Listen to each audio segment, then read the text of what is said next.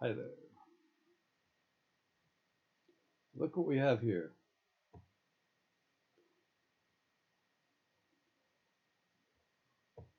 Welcome to Ghost Stories with yours truly, Tom McDonald. We're gonna have to take a trip in the Wayback Machine for this one, because this happened a long time ago. The year is 2012.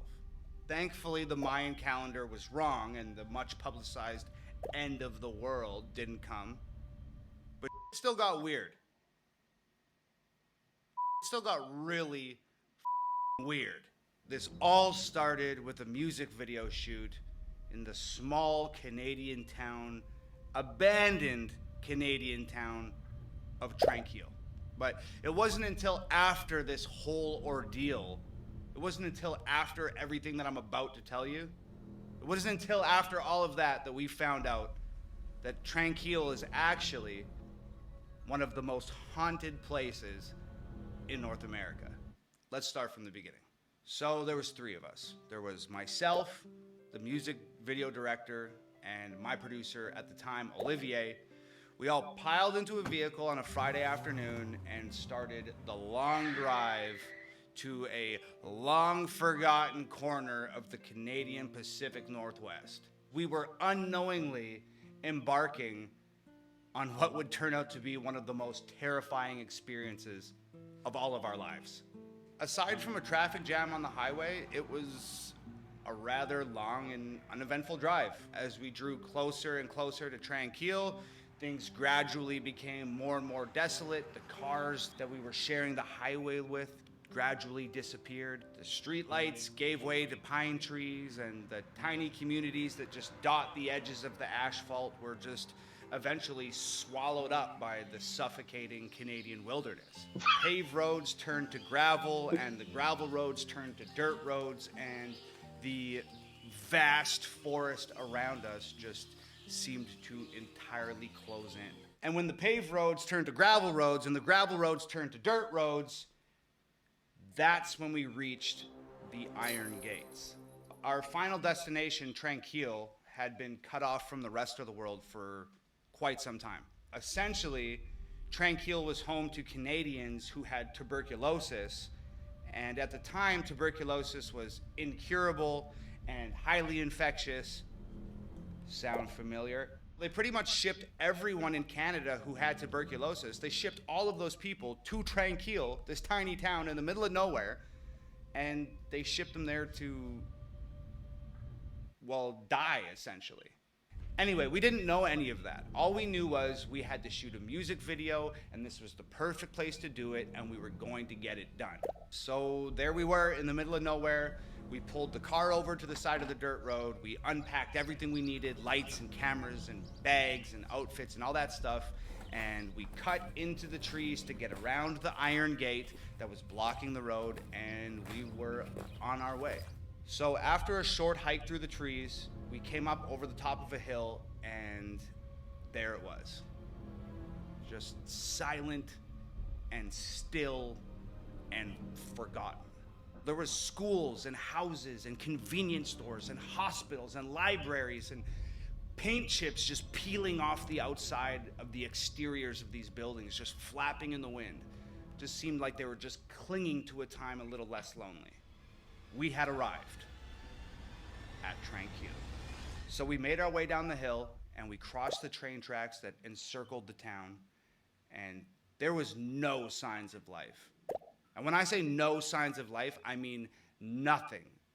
No birds, no coyotes, no bugs, no nothing. Nothing like what you would expect of a town encapsulated in a massive forest in the middle of nowhere.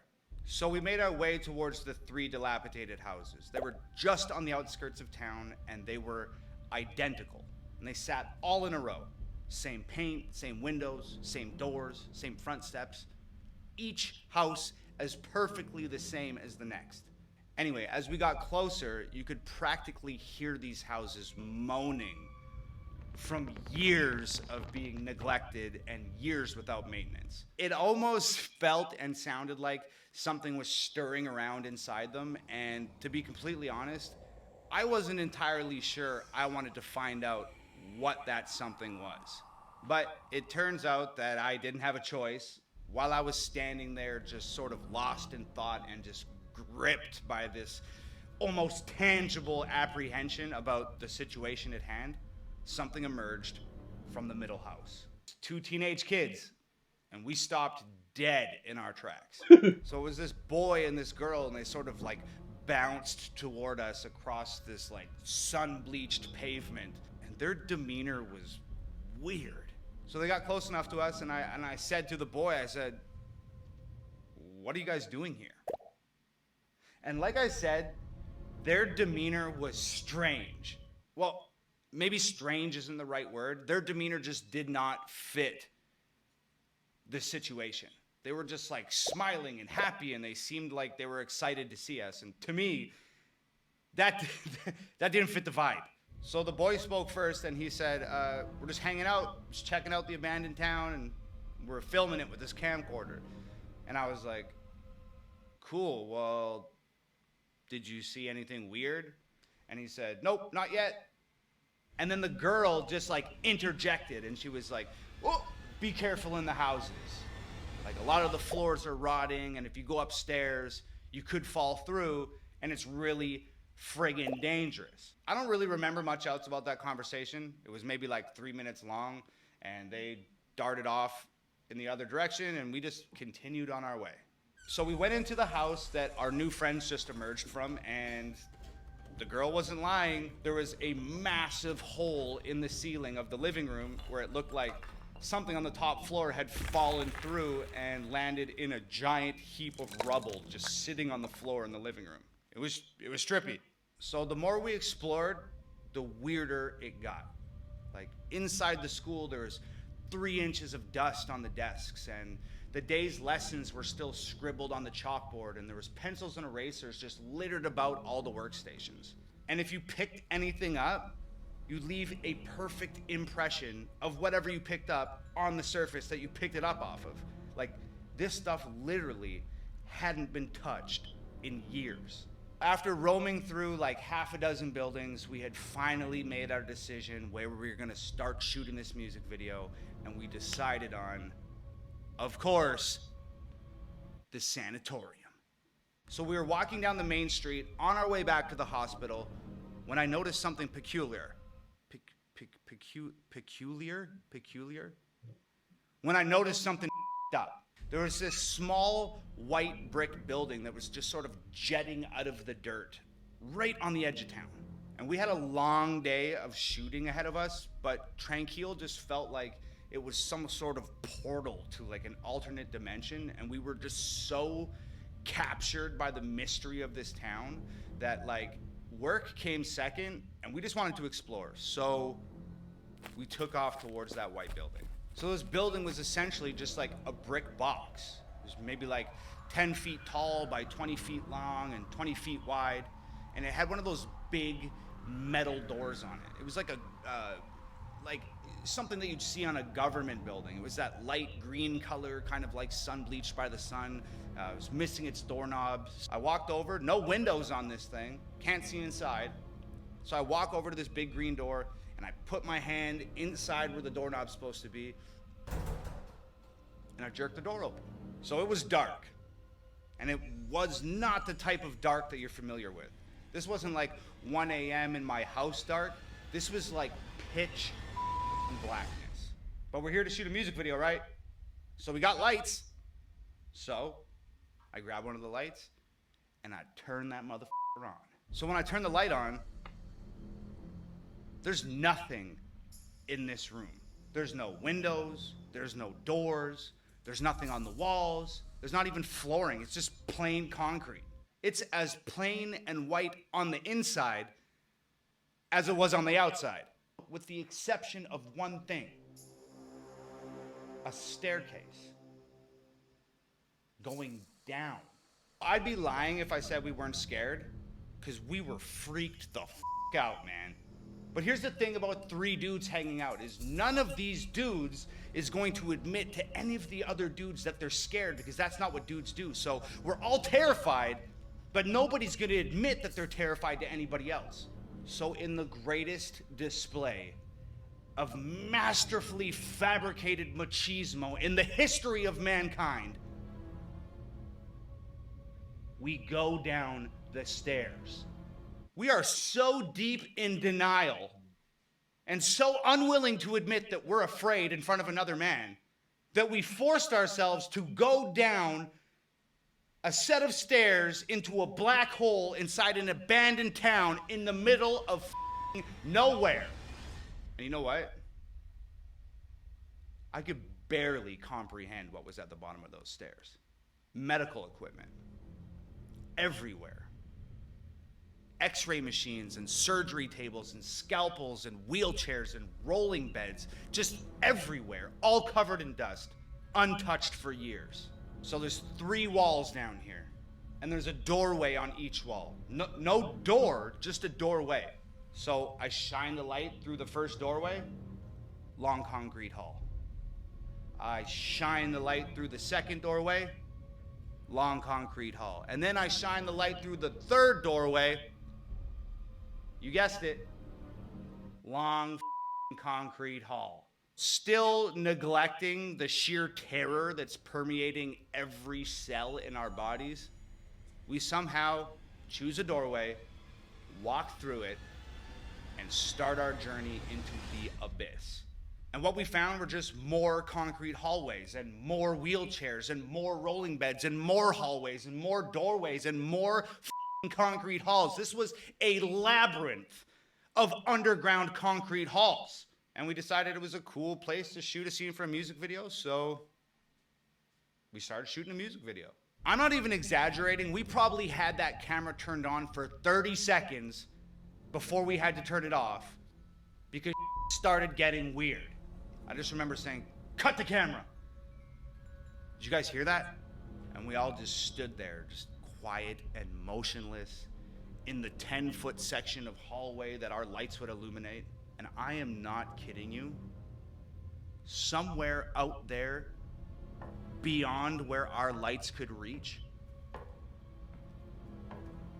footsteps. I remember my producer, Olivier, just sort of laughing like, "No way. No way." We just stood there, frozen with fear. We just stood there and we just listened. And we heard voices. Voices somewhere way out there in that maze of concrete hallways, just echoing through everywhere. And I just said, "Yo, pack up the camera. Let's get the out of here now." As we're packing up to leave, I noticed that just out of our light's reach, I see a door. And it's a big ass metal one. So I squeeze past Olivier and I walk over to the door. It's this giant steel door and it's just flush with the concrete inside this hallway. And I just push it open. It's the basement of a house. I just said, "Yo, shine that light over here." And there's another big metal door 6 feet away. And I walk up to it and I push it open. Basement of a house. And then another door and I push that open and it's a basement of a house. And as we walk out of this labyrinth of concrete hallways, more doors, more basements of more houses. So it was at this point that I realized that this wasn't a regular town. There was something going on here. Something that required every house in town to be accessible by these underground tunnels that all led to a massive underground medical lab. Needless to say, we needed to shoot this music video and get the hell out of there. By the time we found our way out of these underground tunnels and we reached the surface of Tranquil once again, it had gotten dark. And you know what's creepier than an abandoned town in the middle of nowhere with an underground mad scientist lab? A creepy ass abandoned town in the middle of nowhere with an underground mad scientist lab in the dark, son. That being said, the next couple hours went by rather smoothly and we got some cool shots and some cool places. We pretty much got everything we needed and had wrapped up the music video. But this is where the really haunted starts. We finish the shoot, pack up the gear, hike up the hill, sneak through the trees, go around the iron gate and get back to the car. We've escaped Tranquil, or so we thought.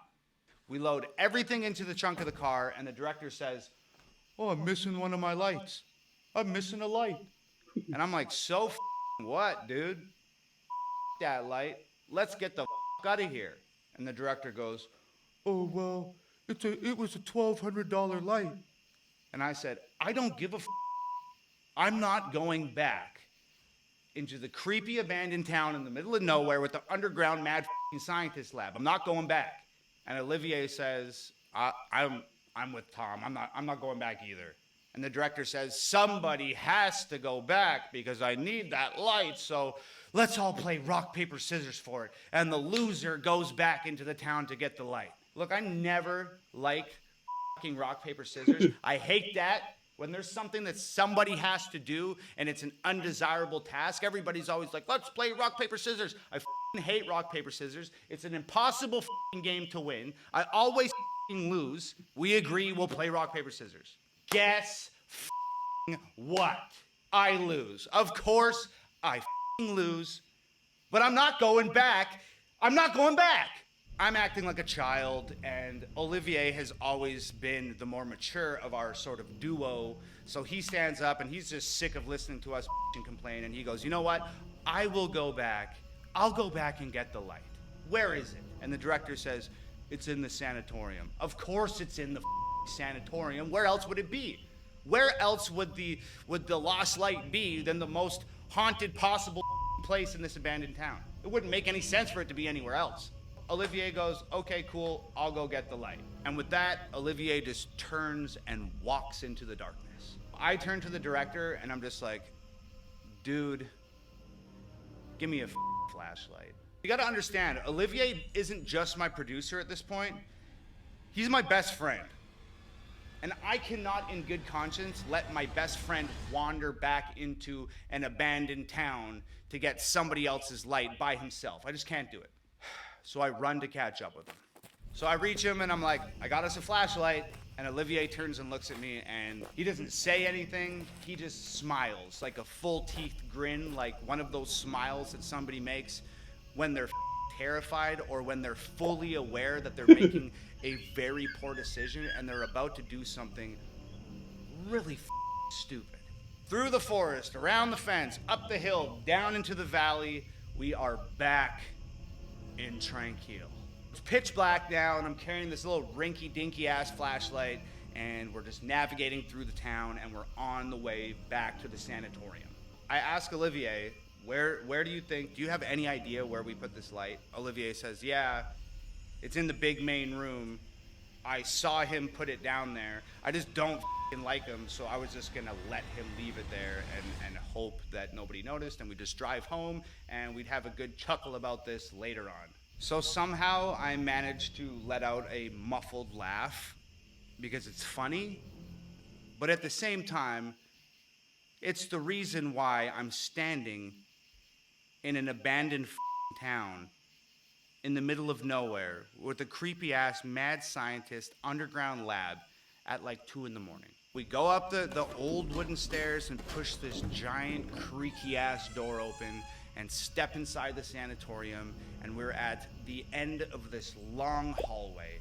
And at the end of that long hallway, there's a giant, big, massive open room, and that's where the light is. So we start walking down this hallway, and there's doorways lining this hallway, and they're all the padded rooms that crazy people would hang out in. We get into the big main room, and as we enter this big main room, I shine the flashlight up on the wall, and just like this perfect, massive piece of art up on the wall, it is painted, "Please burn me down."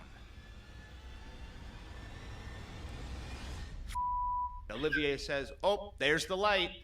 Walks over, picks the light up, and now that we have this all-important light in our possession, we turn and start walking back down that hallway towards the main door.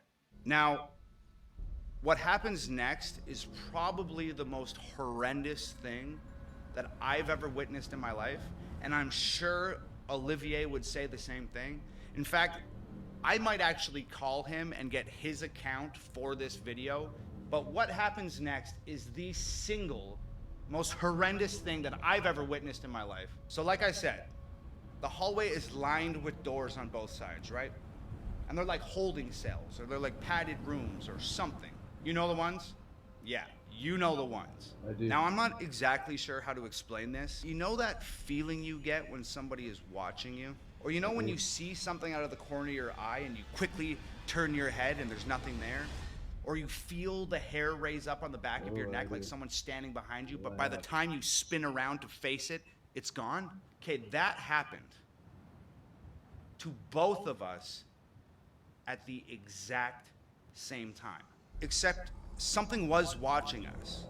And that thing in the corner of your eye that you don't expect to see when you look, we saw it. And that thing that you feel behind you when the hair raises up on your neck and you spin around, and when you spin around it's gone, it was there when we spun around.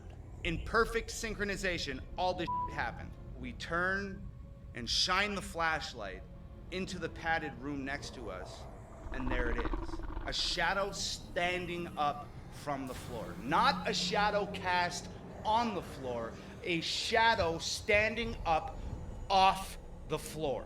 It looked just like a person, except it wasn't a person. It was featureless and almost transparent and massive and daunting and rigidly standing there with its arms by its sides. You can't see from where you're at right now, but I have goosebumps all over me. And at the same time, we just started to run. And we were so scared, and it was so dark. We were just like two frantic animals running from a predator. It was like some sort of primal survival instinct had taken over, and we were just absolutely frantic, and we were falling over each other and tripping over rubble and tripping over pieces of fallen wall and ladders and all of this stuff that we can't see in the dark. And somehow we made it to the front door. We kicked that motherfucker open and ran out into the middle of the street. And we didn't stop running.